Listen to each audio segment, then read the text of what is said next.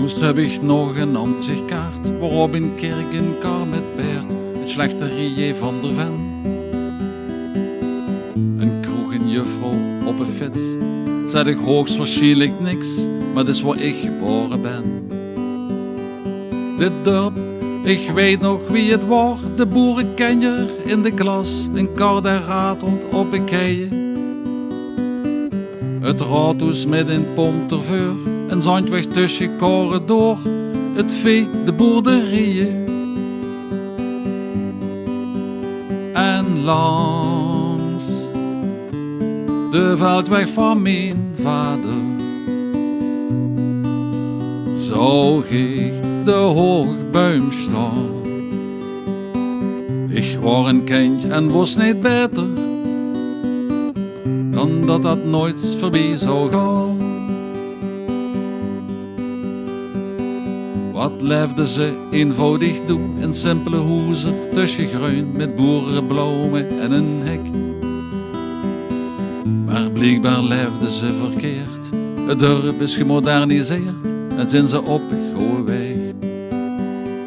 Want kijk wie rijk het leven is, ze zijn de televisiequiz en wonen in betonnen dozen.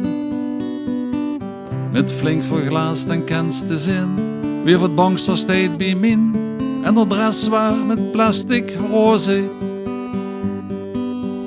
En langs de veldweg van mijn vader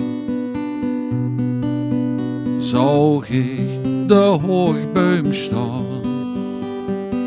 Ik was een kindje en was niet beter dan dat nooit voorbij zou gaan. De dorpsjeugd klit gaat bijeen in minirook en bietelhoor en hield gaat met beatmuziek. Ik weet wel, het is een gauw recht. De nieuwe teachers was te zes, dat maakt me get melancholiek. Ik heb een vaders nog gekend, ze kochten Zuidhout voor een cent. Ik zag een moederstuiken springen.